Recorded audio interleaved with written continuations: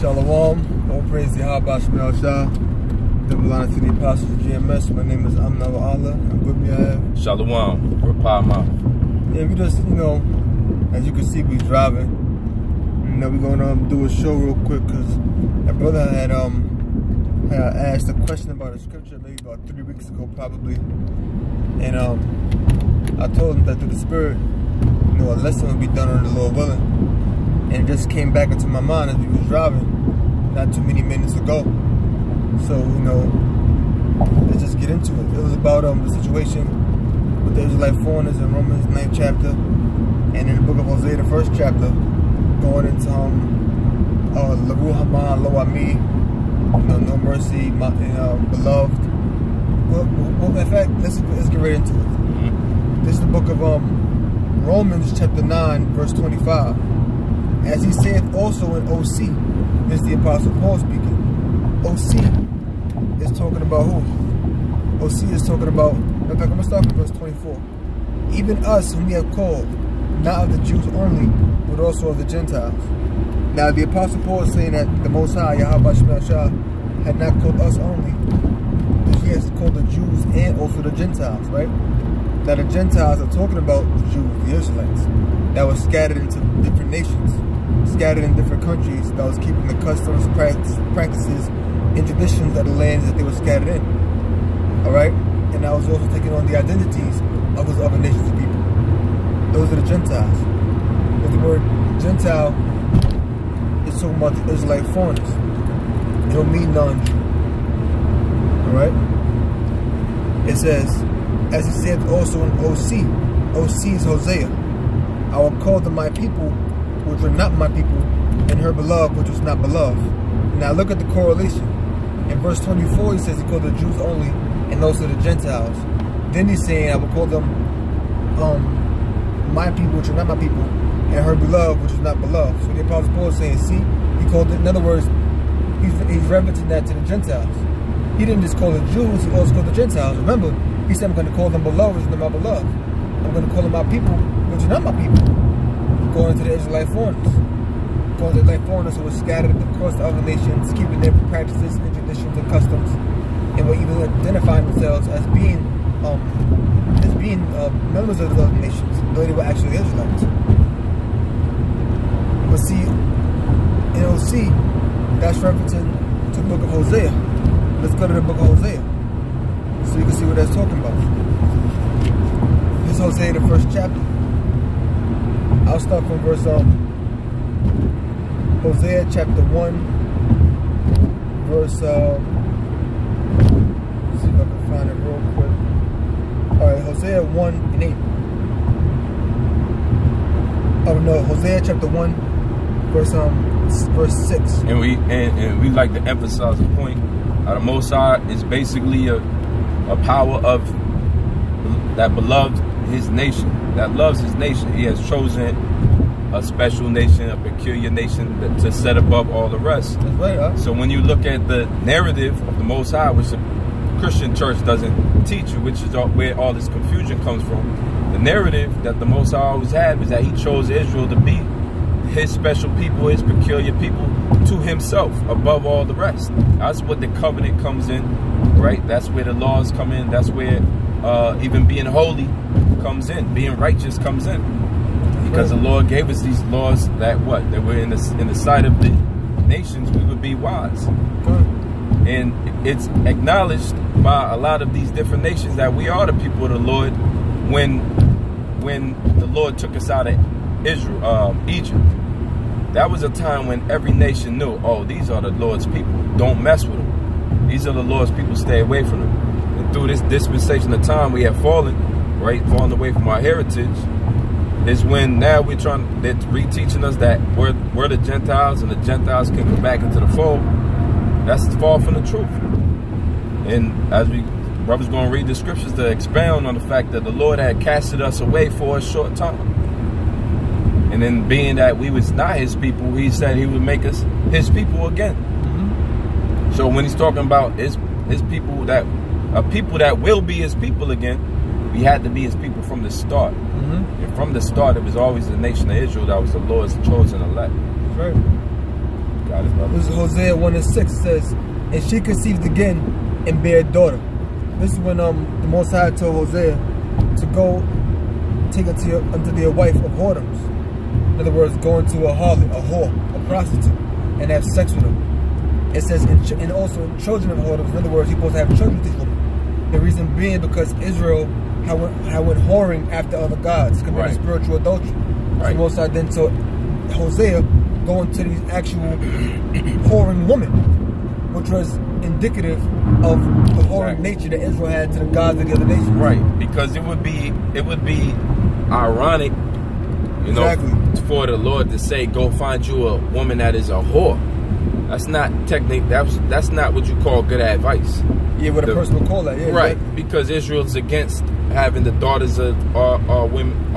Our daughters should not be whores. It's written. That's right. The, part of the laws tells you not to have your sons as sodomite and your daughters as whores. So for the Most High to command that, it has to be a bigger picture. The whore is likened unto Israel, who's went a whoring after other gods. Right. Command spiritual fornication, idolatry. Right. So spiritual adultery. Spiritual adultery. And the prophet here is doing on a small scale, having to marry a whore, but the Most High is doing on a larger scale with the nation of Israel. Yeah. He's relating that to us. Exactly.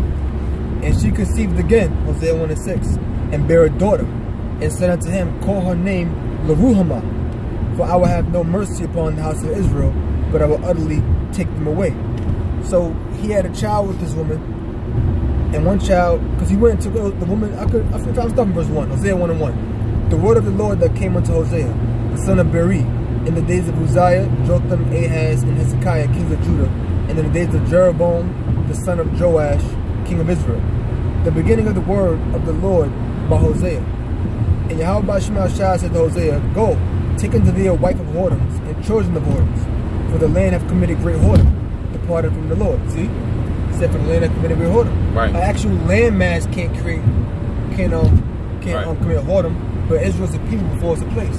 Exactly. In the book of Maccabees. The people of Israel, because there was a commandment and an agreement and a pact made with the Most High and these people, that they wouldn't serve other gods, right? The Most High didn't get upset at the other nations serving their idols, which were no idols. He gets upset when Israel, his people who made the covenant.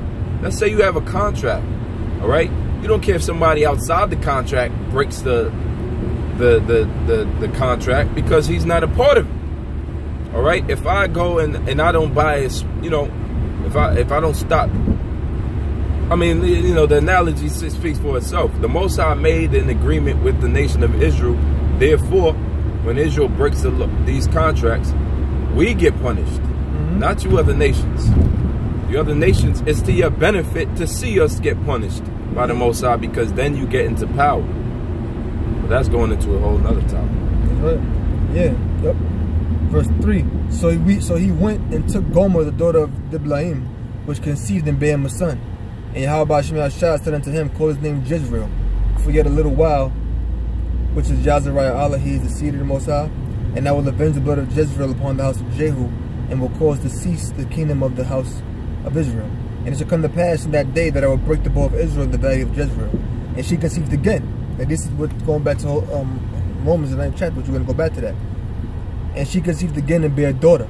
And the Most High said unto him, call her name Loruhamah, for I will no more have mercy upon the house of Israel, but I will utterly take them away. So we understand that Loruhamah, which means no mercy, is in relation to how the Most High is not going to have no mercy upon Israel, but will utterly take them away. So Loruhamah and no mercy is indicative of the children of Israel. Loruhamah meaning no mercy is indicative of the Most High not having any mercy upon Israel. Okay? Exactly. That's what that child was given that name. What's it called? Omen Nomen? Nomen Nomen? Name prediction. Yep. A name prediction, a name sign. But I will have mercy upon the house of Judah, and will save them by Yahweh by Shema Shai their power, and will not save them by bow, no by sword, no by battle, by horses, no by horsemen. But when she had weaned Loruhamah, she conceived to bear a son. Then said the Most High, call his name Loammi, which is I'm Yah, for ye are not my people, and I will not be your power. So Loruhamah means no mercy, because the Most High was going to have no mercy on Israel. Loammi means not my people, because Israel was going to be like, we no longer were people in the eyes of the Most High. Right. Though we were still the Lord's chosen people, exactly. At that time, being that we were horned at the other gods, the Most High was going to deliver us into the hands of our enemies and punish us. So it was like we wasn't his people. That's why you hear the Most High the scriptures talking about the Lord turning his back. All right? Because when he's facing us, we're in a prosperous situation. Like the 40 years of peace and prosperity during the rule of King Solomon. That's when the Lord is completely facing us. We're doing his will. He's pleased with Israel. As opposed to our situation in captivity right now, where the Lord basically took the mercy away during the hardcore slavery. He turned his back during hardcore slavery. Were we not his people anymore? No. But he made it as if we weren't, because he allowed our enemies to come up over us, which was part of the contract in the first place. Even if the Lord turns his back on us, that's still part of the contract. And when you read the contract or the covenant, it tells you along the curses in Deuteronomy 28 what would happen to our nation, befall us, if we turn against our power and sin against him, especially idolatry, man. And what would happen? A nation would come, all the things that lead up to this scripture being our people, that he would turn our back. We would be like no people. Right. And when you look at, that's why we're referred to as the lost tribes of Israel. Our people are lost. When you look at the state of our people here today in America, throughout the world, the condition, the mental condition, the physical condition, it's like we are no people. Okay, that's right. So now that we read Loruhamah, now we read about Loruhamah and Loammi, which says about Loruhamah, I will not have mercy upon the house of Israel, and Loammi, we're not his people. Let's go back into the book of Hosea, the 9th chapter. Hosea 9 and 25. And as he saith in OC, I will call them my people, which are not my people, and her beloved, which is not beloved. Not my people, Loammi, not beloved, that's Loruhamah. Because if you're beloved to a person or dearly loved to someone, you'll have mercy upon them. Exactly. So when he said, I will call them my people, which are not my people, I will call them my beloved, which are not my beloved, that's talking about Israel, who he looked at as not being people, and Israel, who he was not going to have mercy on. When he said, I will call them my people, I will call them my beloved. Let's go back to Hosea now. Hosea 1 and 10. Yet the number of the children of Israel shall be as the sand of the sea, which cannot be measured nor numbered. And it shall come to pass that in the place where it was said unto them, ye are not my people, there shall be said unto them, ye are the sons of the living power. See? It says, yet the number of the children of Israel shall be as the sand of the sea. Right? Which cannot be measured or numbered. And it shall come to pass that in the place where it was said unto them, unto who's to them? The children of Israel. Ye are not my people, there shall be said unto them, ye are the sons of the living power. So it's going to be said to Israel, but they were not a people. They're going to be the sons of the living power. Yeah, because the intermingling of all these nations trying to say that they are the Gentiles that the Lord is going to redeem and deliver. You weren't there when the Lord made that contract with Israel. Yeah, that was there. You weren't there. As many black friends as you have now. It wasn't like that in the past. There wasn't no Edomite sitting there at Mount Sinai getting the Lord. It wasn't that. It wasn't Elam there. It wasn't Ham there. You nations were scattered. You were divided into your own lands doing your own things. And we knew we were enemies. As opposed to now, everybody seems to forget that the Lord set up a top nation, which the nation goes back to nationality, goes back to your race, raza, your seed, your genes, your genetics, through your pedigree of your father's line. These things is important to the Most High, therefore they're important to us. Your nation wasn't there, man. You weren't there when the Lord said to Hosea that I'll make your people, I will make you blessed again. How does that go again? Can you read that one more? I will call them my people. I will call them my people. Which are not my people. Which are not my people. You weren't there in the midst of that. That was never looked at as a people in the first place. You know? Now you go to Romans 9 and 26, it says, and it shall come to pass in the place where it was said unto them, ye are not my people, there they shall be called the children of the living power. Back Hosea 1 and 10. Yet the number of the children of Israel shall be at the sand of the sea, which cannot be measured nor numbered. And it shall come to pass that in the place where it was said unto them, ye are not my people, they shall say to them, "Ye are the sons of living power." So that's all in relation to Israel, which means that the Gentiles that were called, not the Jews only, had to have been Israelite foreigners. That the Most High didn't have mercy on at one time. That the Most High didn't stay with his people at one time. That were now being brought back into the fold. Hosea 1:11. Then shall the children of Judah and the children of Israel be gathered together and appoint themselves one head. This is about King David, and they shall come up out of the land. For great shall be the day of Jezreel. Okay.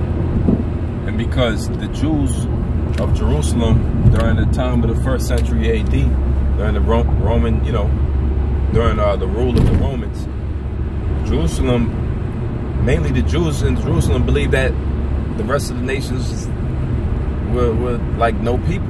They were nothing. They were never to be discussed about anymore. If you weren't a Jew from the, if you couldn't line your family line back up to King David or the southern king, the southern kingdom, Judah, Benjamin, and Levi, then you was insignificant. Okay. If you didn't have the Hebrew or speak the Hebrew or dress as the Hebrews dressed in Jerusalem, if you didn't come to sacrifice in the temple in Jerusalem, if you didn't do your 3 pilgrimage to Jerusalem for the high holy days 3 times a year, you were like a no people. But the rest of the tribes it has to be fulfilled that all Israel shall be saved.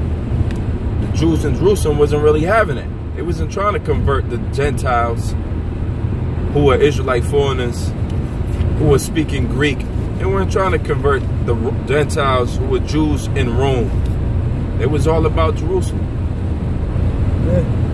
So there was a big difference between the difference between Israel, being that some were called Gentiles and some were called Jews, is that the Jews in Jerusalem saw it that they weren't part of the fold anymore. The circumcised versus the uncircumcised, all Israel. And that's how Paul made the statement when he said that he called not the Jews only, but also the Gentiles. Because Paul is speaking to the Israelite foreigners that was being called Gentiles. He was speaking to them who felt that they were no longer part of the fold. So let me read the next verse and I'm going to prove that. Romans 9:27.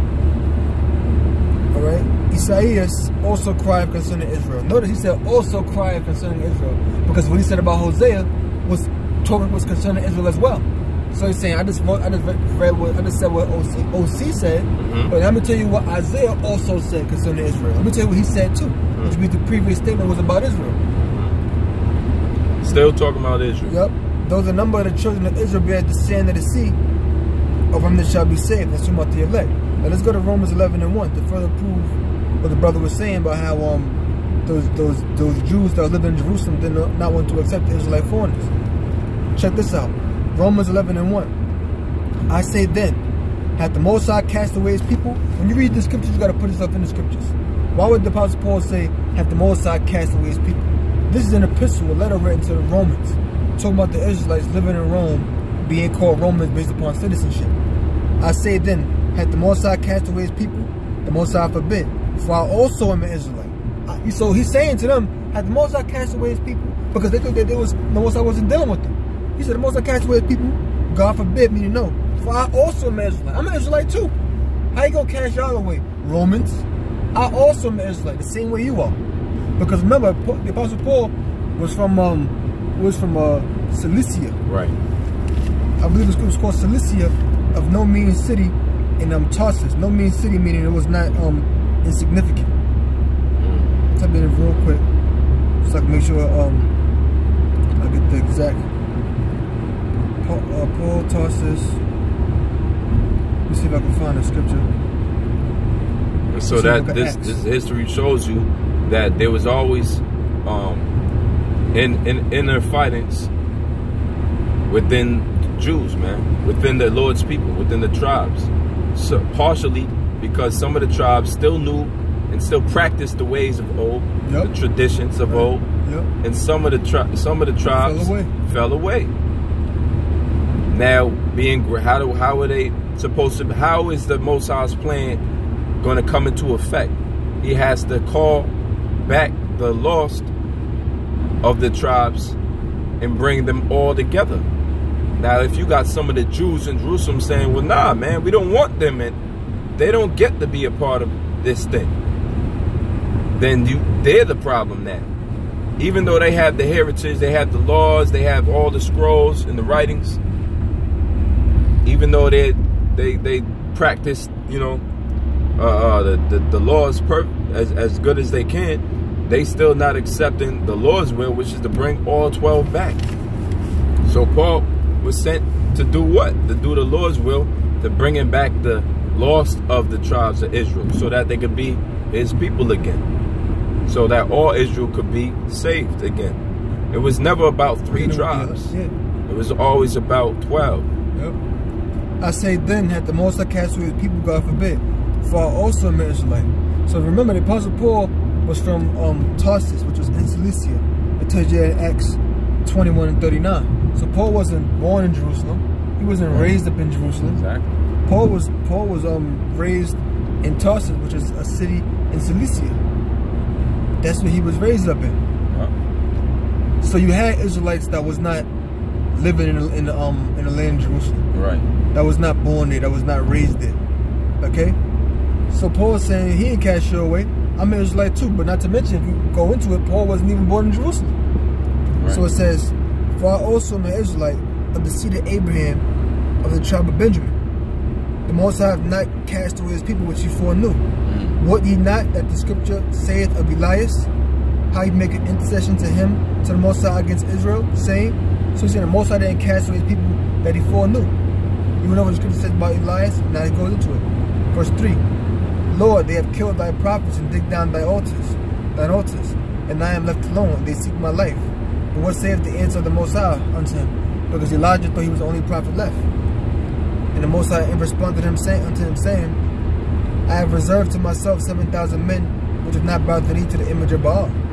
Even so then, at this present time, there is a remnant according to the election of grace. So just as Elijah thought he was the only prophet left, yet there were 7,000 other prophets that was left, there was a remnant, just as now there's a remnant of grace as well. And this is referring to the Israelite foreigners that was being brought back into the fold. Okay? Let me go to and if you look at how diverse this truth is, how many different brothers coming out of different towns, different countries, speaking different languages, different tongues. It's just like in the days of Acts, man.